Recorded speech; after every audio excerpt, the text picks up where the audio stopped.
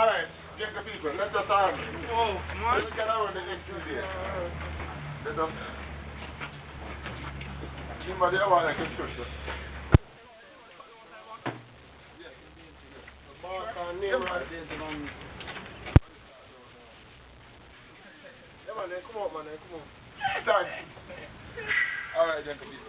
Alright, now, just a reminder, most of us should already know, but in case we forget.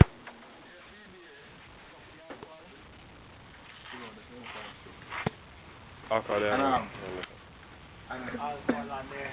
hand on them. You come and go here. Yeah, hand on them, man. And the pepper business. Hand on them, man. Eh? And the pepper business. Pepper for what? I'm the first day kitten in the brother. One hat to this man. Go. As you see, man. Alright, the MSA, SCBA. I'm going to look at things, why did that be used? We have, of course, these two, from time to time, they are carried across to Windall community operations, but we are glad we're not really given the privilege to use it. You know, I'm glad that nothing happens, so we have to use it. But since we're not been using it, we have to actually keep abreast so that whenever the need arises,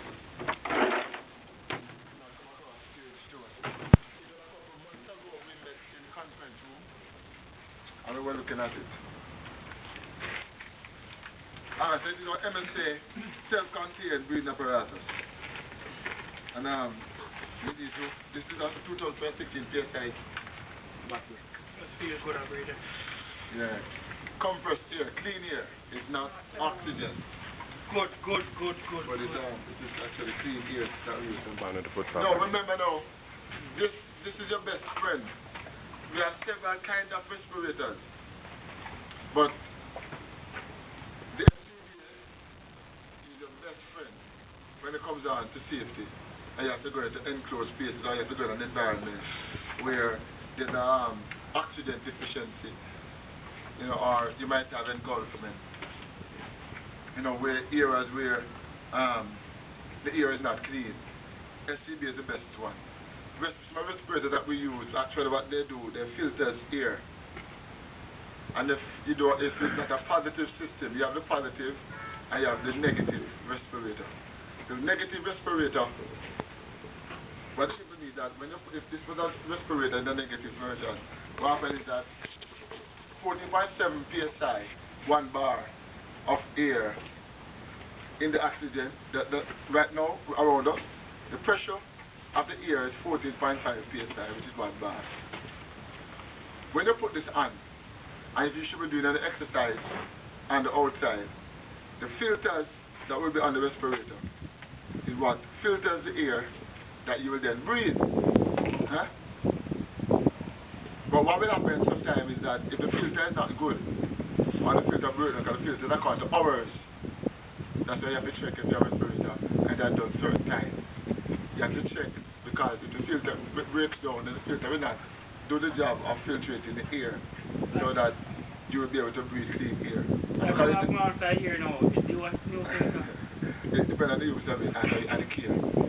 Now what will happen is this. It is when you inhale, the air that is coming from the outside, the filter actually cleans. Then it gets to you. The problem with the negative pressure respirators is that because there's not air, a positive pressure of air keep coming into your face mask, you're liable to inhale toxic gas. You're always exposed to that, to actually inhale toxic gas. Worse, if after you put on your face mask, your full face, and you didn't have a proper seal, if there's any toxic chemical on the outside, it is possible that it can come through any little crack into you. But the positive pressure respirators, where you have a constant flow of air keeps coming into your respirator, what it does, because of that pressure that it keeps, it will prevent, if you have the face piece on, and even if the seal is not good, if there's any chemical in the atmosphere, hazardous chemical that wants to come in, because air keeps forcing it in, it keeps pushing out through every little crack, and it prevents a breakdown for anything to come into your face. But anytime you have a negative pressure respirator where you have to inhale to get that air from the outside, to get it filtered, it's a possibility that you can inhale toxic gas. And we all know it can happen after a while, depends on where you're working. But this is a positive pressure system. Self-contained breathing apparatus. The cylinder itself is that provides the user with air. Anybody remember how to fix them?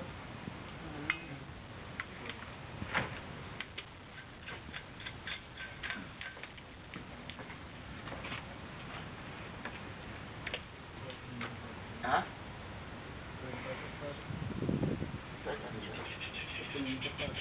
Oh, yes. Alright. No, let's just remember what's happening here. This is your high pressure hose. Must remind us that this thing is called a high pressure hose. High pressure hose. Why is the high pressure hose, people? Because the cylinder has 216 psi of air in it. And when you connect the nipple here to the first pressure, all of this air unregulated is coming out.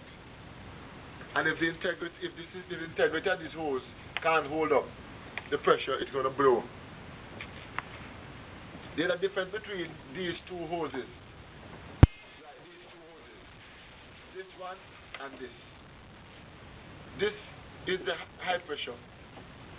This is the low pressure hose.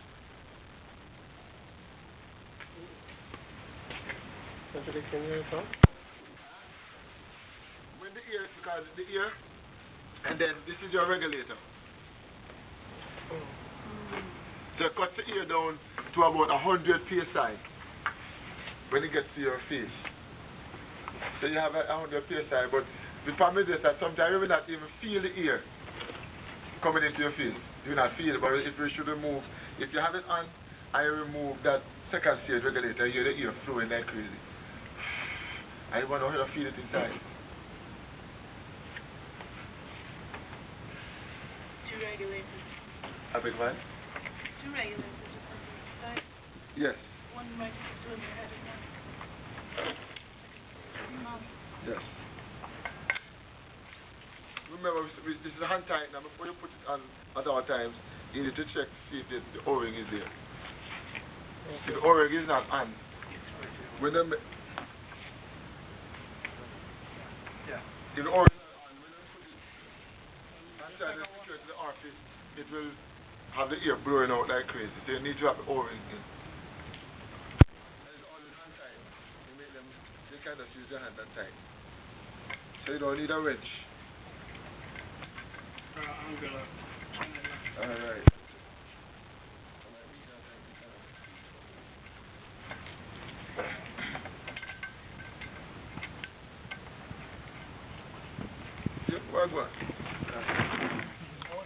A footman in the Mr. Freighter. Eh? Footman. The footman obstruction. Oh.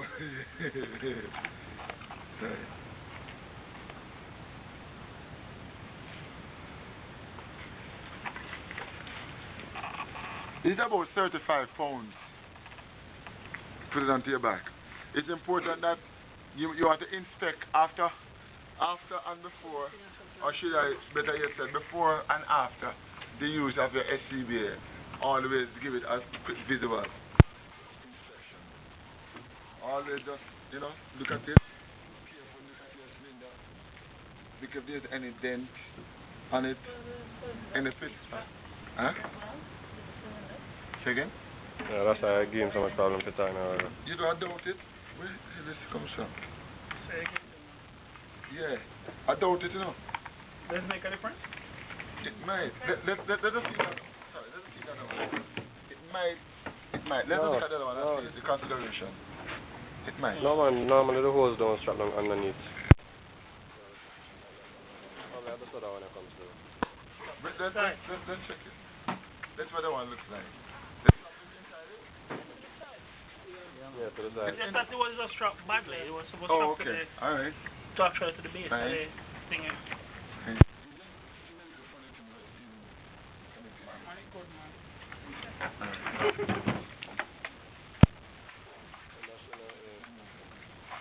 And the strap won't This tighten. shouldn't be moving. The strap won't tighten. Is it meant to be clicked in place? Disconnect. Disconnect. The strap itself needs to bring in some more. Right first. This one doesn't have that one. The principles. Let's push the line again. The principles are the same, but they're different. Okay, this one is here. Push it right up. So the bumper stop here. But this one don't have one of those kind of ratchet things that snaps. But we need to lock this band. This band needs to be. Pull it strong. Pull it strong. Alright, put them on.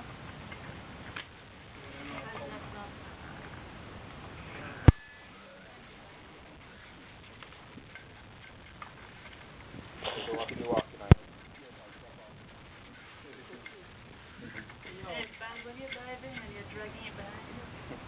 Yeah, even that too. That's crazy. And then I see diver and come with us. Should it be? I rescued my sister. Yeah, look at the snowboard and say, She's swimming alone and she Oh, can't no. see what's wrong. That ain't good. I have to shift it back when I'm back in the water. And when Van Burn was purchasing these, he said that these were the better type. He loved how these looks. They're not cumbersome. They're cool. Alright. And here, we have our remote gauge. It illuminates at night. What we need to do is that before we use the SCBA, we have to ensure that our cylinder is filled. And then also before we do any operation, we need to check if what works. And The that's redundant alarm. Yes. So if the alarm works. check if the evacuation alarm works. Beep beep beep. Time to leave.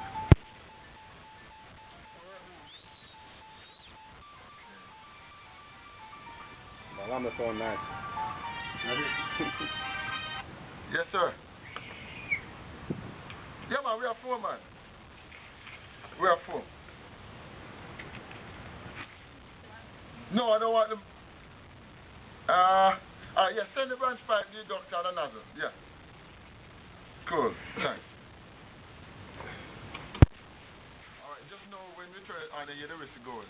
Okay. Right, at least sometimes in some system you will get that heads up. No, the calibration. We still The we'll test it motor now when it say comes the in. same thing. This is good. This is good, yeah. You open, then retighten.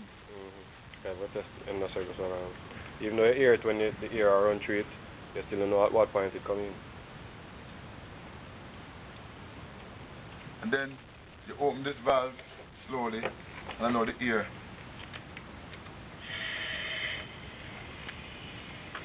We're going to wait until they get to the red. The time.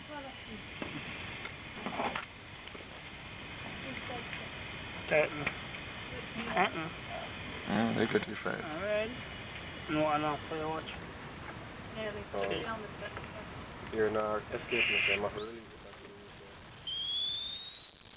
Pressure hooker.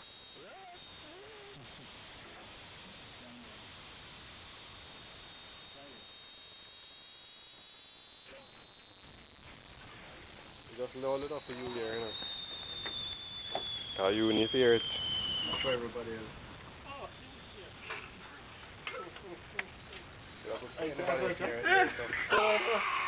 Let me take down the real here, too. Yeah, right. Okay. Alright, so it is good. That's it you need to check. Don't take for granted that this is okay. Just working. And then when you're ready to work, you know they put it on. We have two ways to put it on. Practical, overcoat and overhead. Knapsack. Okay. No, we're putting on the face mask. I don't know it. Is it a chin? Put the chin in first, and then you pull, rubbing over. Now, the other problem when it comes down to wearing beards and these systems. But you're not going to wear one today? Eh? You're not going to wear it today? No, we have much beard. But you have some people with pepper seed here. What the happen is that because when you put this thing on, you put it on, you're going to a room as it's filled with smoke. You have a tendency, like I said, you'll always have the pressure of air in the atmosphere trying to see just about any way possible can.